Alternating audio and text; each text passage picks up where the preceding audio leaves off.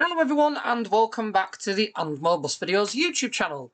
You join me once again for another episode of OMSI 2, the bus simulator that has been rather popular on the channel. For those of you that have watched it from the beginning, thank you. And for those of you that have just joined us, hello, and do feel free to check out the archive.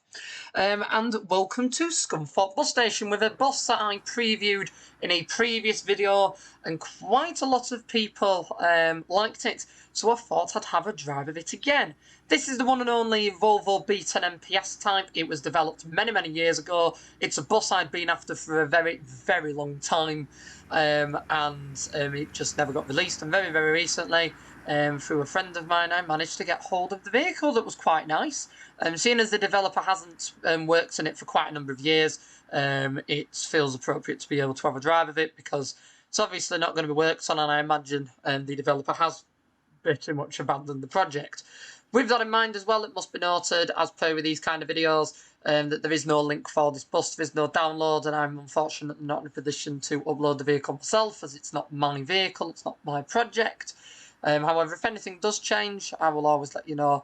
But for now, I will try and show you it on a variety of different routes and maps that are slightly appropriate to where the type operated in real life.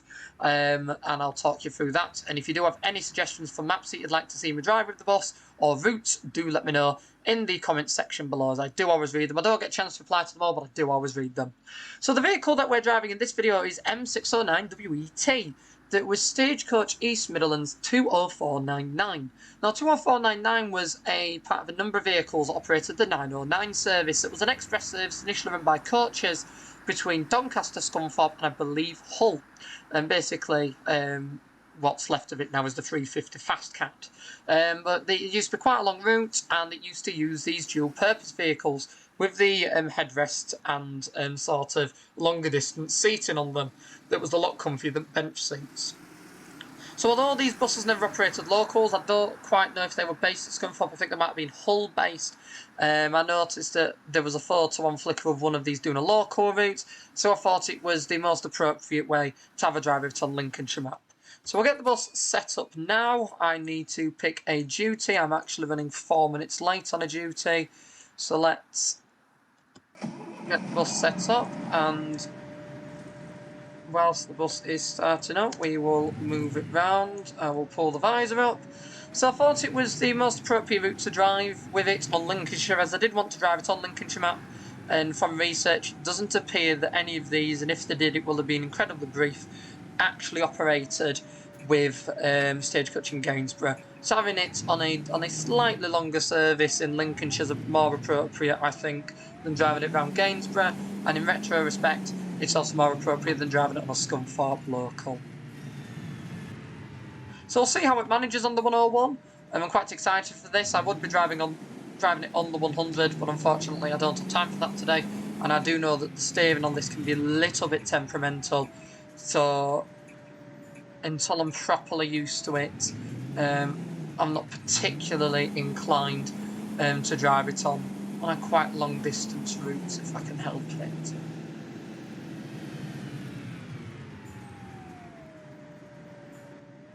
But it is still really nice to drive this bus. Really nice. Now, because obviously the Stagecoach East Midlands operation was predominantly purchased from Lincolnshire Road Car, although obviously you've got to then remember that the whole part was the old City Transport operation in Hull, it's got to be considered that they did tend to avoid obviously the B10 and PS types. As by the time that York's Traction Group were bought out by Stagecoach and they took over, and Stagecoach took over Lincolnshire Road Car, it must be considered that it was 2005, and Stagecoach were just at the back end of pretty much their Trident orders at the time that they purchased the company.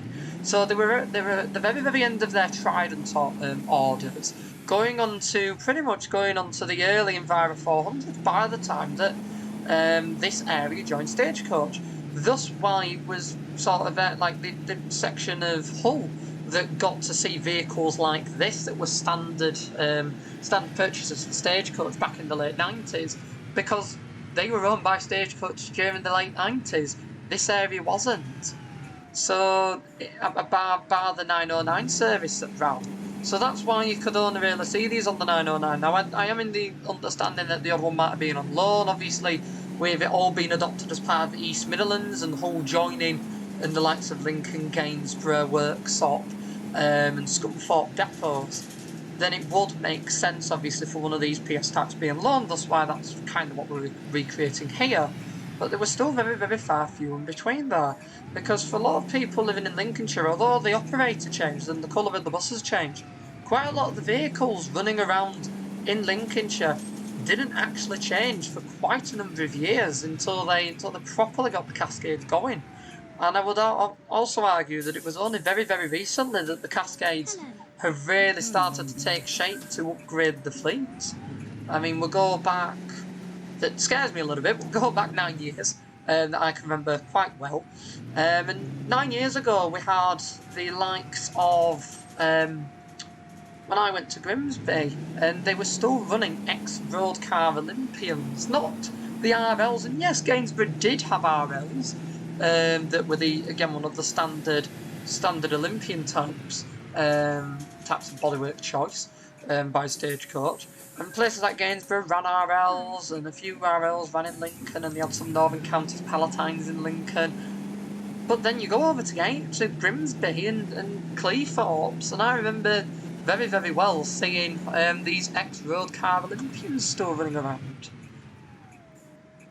The ex-road car Olympians were still running around in regular service, and I think when I went, one was withdrawn just a couple of months after. And then alongside that, you've also still got to think that quite a lot of the older low-floor buses are also ex-road car that still run around at the moment.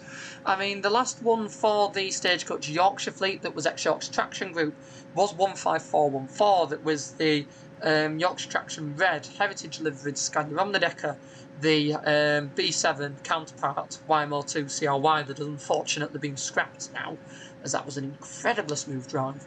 That was sold just before they got rid of all the B7s in Stagecoach Yorkshire, obviously them being non-standard. They sold them off, and YML2 CRY was saved. The other one, actually, 16938, was also saved. And I believe 38 is still with us. It's just, unfortunately, the Heritage one that has now been scrapped. That is a colossal shame, because it was an absolutely lovely motor. Just like this as well when it accelerates off the mark. Gosh, it does actually fly as well, brilliant. Oh, come on lag, come on, stay with me. There we go. Don't know why it was being like that. I just cleared quite a lot of the backlog files. I think I need to look into clearing captures and things like that again, as per with these things.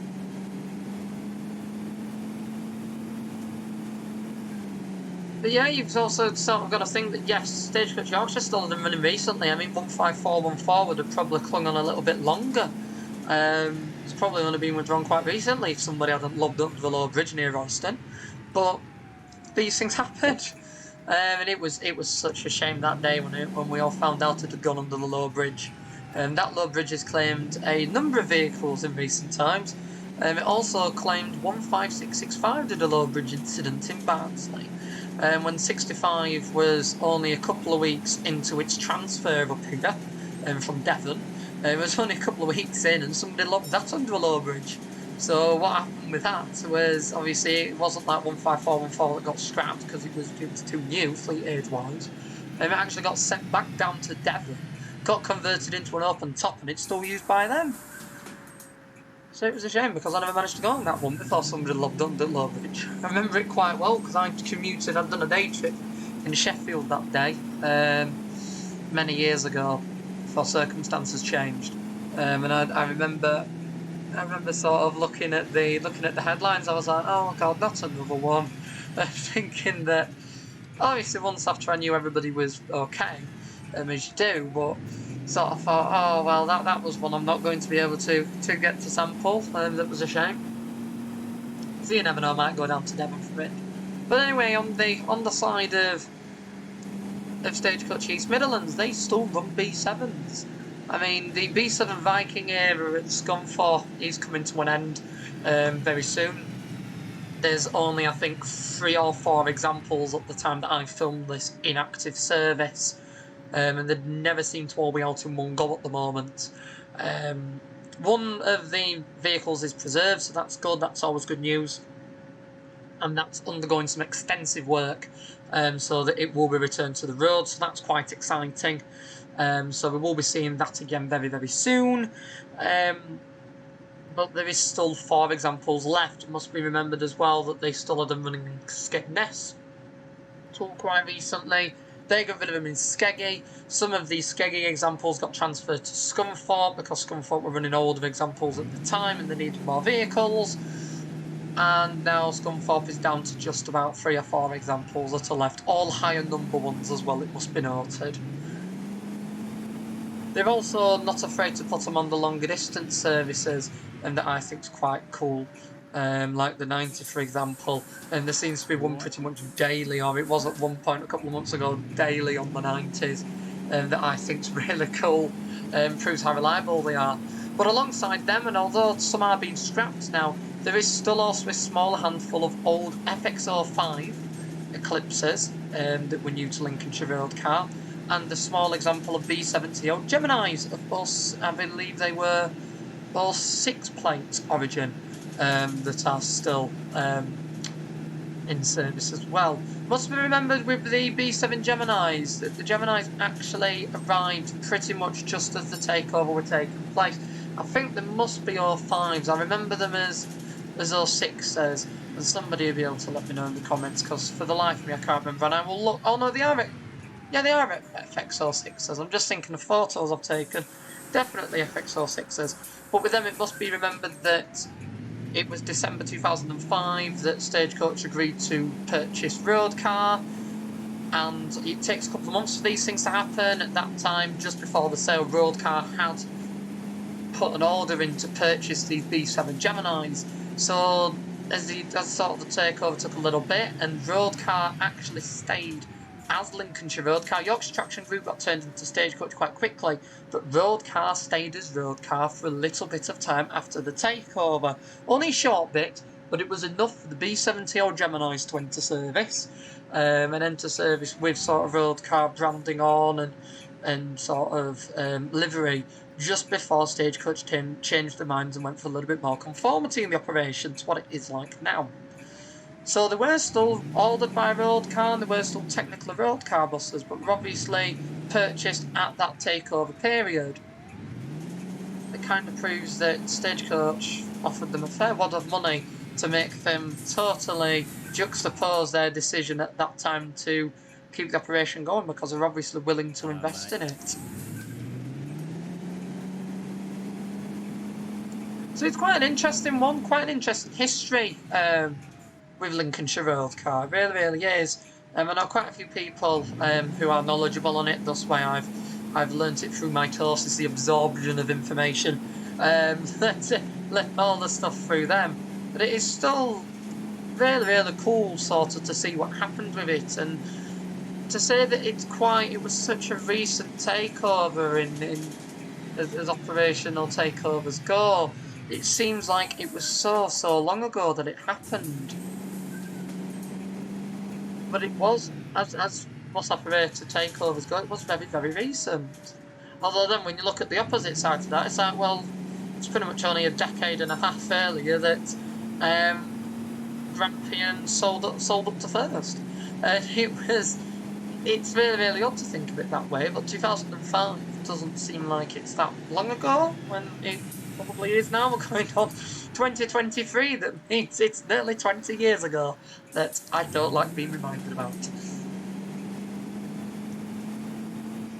Although I was rather young in 2005, I still do remember parts of it very well. And it's quite a strong reminder of how quick time does fly if you're not careful.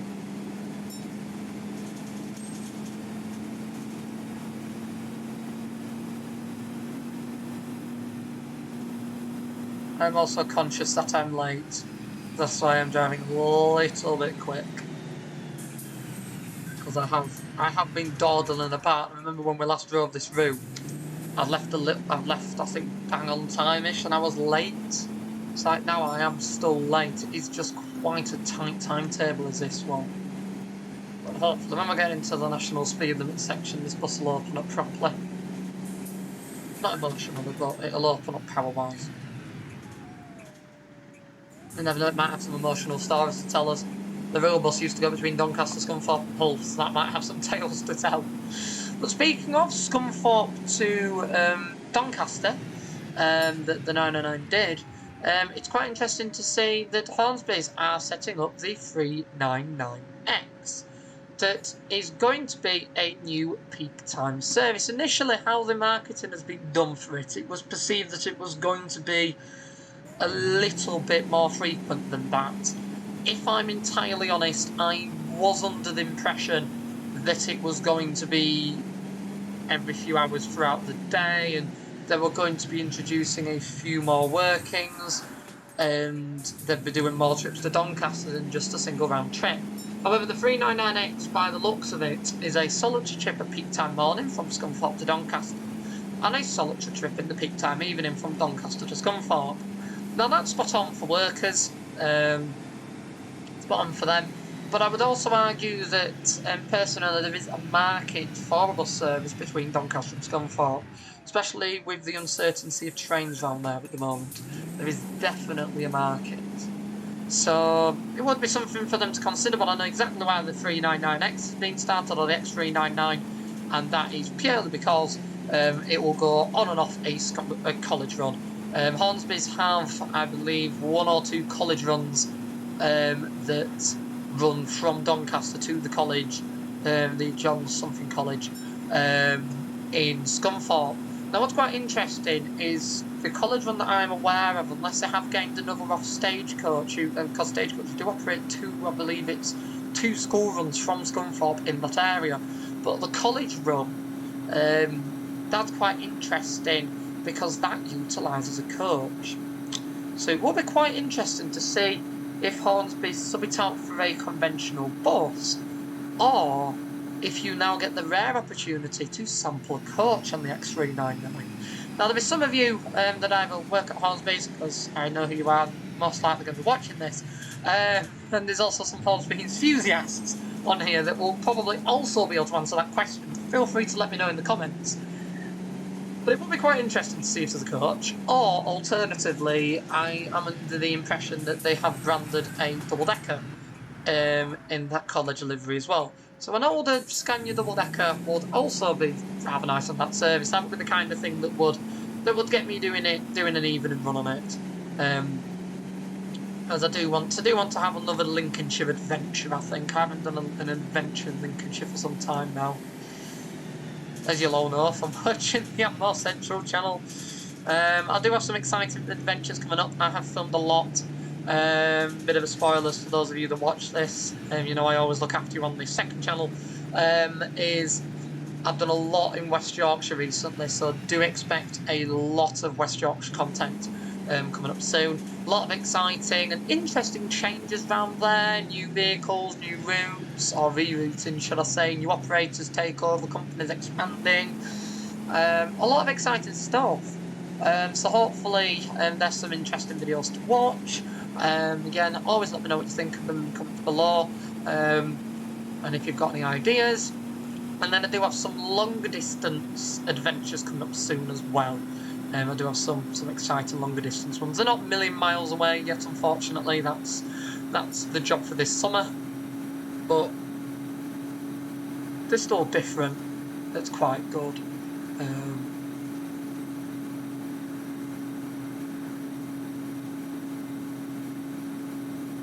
So I'm still relatively looking forward to having those adventures out. Oh, it does sound good, does this bus? It is a pleasure to drive, purely because I waited so long to have a drive with it. Something else I must say as well when this video comes out, and because unlike the backseat ones, A, I talk in these ones, and B, these are filmed more up to date than the backseat ones. That's why I tend to discuss a lot of just standard industry news in these. Is thank you to everyone on this channel for 1,000 subscribers. The Atmore Bus Videos channel has reached 1,000 subscribers. is absolutely phenomenal. To say it's pretty much just a channel that I pop all of my other content on to the main one, like it's just backseat videos, and then obviously I moved OMSI over because I pretty much ran out of upload slots on the M More Central channel. It's really, really nice to see how many of you have engaged with this channel, how many of you have found it interesting, entertaining, and I've obviously shared it with quite a few of your friends as well, and I really do appreciate that. We're currently trying to get the watch time up so that the content on here we can look into monetization. That basically means for you guys, I'll be able to put a little bit more time into it because I can get rid of a couple of other commitments as well. Because obviously, if this makes just a little bit here and there, it'll help me out to be able to provide the content and travel more places. It also means that there'll be more investment in the content that I do on here, so there will hopefully the money that is made off of videos like the OMSI ones, they'll probably go towards buying DLC for upcoming OMSI buses and maps and things. The one I do have in mind at the moment is the Optare Solo that I've waited a couple of months for. I'm hoping that they're going to make an update to cater for the mixed reviews that people have had of it. We shall see, but hopefully that is something that they put into consideration. But yeah, that's what it'll go towards. So yeah, that's what we're going towards at the moment. So if videos do interest you, do watch them, do engage with them, and then in a bit of time, if you do see the occasional adverts, then it'll be pretty much you'll be investing in the content that you see, for which I will also take suggestions as to what DLC content you would like me to review and drive.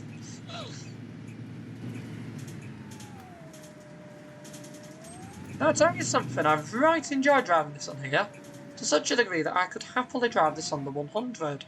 It has the power behind it, the acceleration's there. It's very, very nice. And I would say, although they criticised the steering last time, I think now I've got used to it, it is actually okay. And we've managed to catch up a load of time as a result of the bus being able to absolutely floor it. Also, one thing I must mention before I begin doing the outro is the blinds. A friend of mine told me that the blinds, and you will be watching, so hello to you, the blinds are actually dot matrix. It is not a roll blind, but it's actually code. So if there's any of you out there that fancy mastering a little bit of code and you know what you're doing and you do gaming design and stuff like that, get in touch. And I'll quite happily provide you with the files to have a little mess with and see if you can get some blinds working, as I think for these videos it would be quite nice to have some blinds. But anyway, for now, I really hope you've enjoyed this video as much as I have enjoyed driving the bus. Very, very nice bus. Do send us in route and map suggestions for what you'd like to see me drive this on. And do let me know if you'd like to see me drive this on the 100. As I think, in fairness, I would be quite happy to drive it on the 100 from Lincoln to Scunthorpe. So let me know if that's something that is of interest to you all. And let me know in the comments below if you have any other or better ideas. And do always let me know, and I'll have a read through them and plan out some more OMSI 2 videos with this bus and others. For now though, I really hope you've enjoyed this video. If you have done, do be sure to click that like button so that more people can find it and enjoy like you have. And if you haven't already, do be sure to subscribe to the More Central YouTube channel, or the More Bus Videos one. I'm very tired. That was autopilot. But yes, make sure you do subscribe to the More Central YouTube channel for content from the real life bus industry, like the reviews I was discussing, as well as this channel, the More Bus Videos one, for more content from the simulation section, as well as an archive of, believe it or not, now over 5,000 backseat and engine-focused public transport videos from around the UK and beyond, featuring buses, trams and trains. I only worked out it was over 5,000 because I've been doing a few video edits from More Central recently. I've been saying under 5,000, and I looked today, and I was like, oh, it is 5,000. That's fair. So yes, it's now over 5,000 videos. So one of the biggest archives for public transport videos on YouTube, so do go and check out that archive. There's a video in there for everyone. For now though, I really hope you've enjoyed this video, and I will see you all in the next one I make. Goodbye for now. Bye!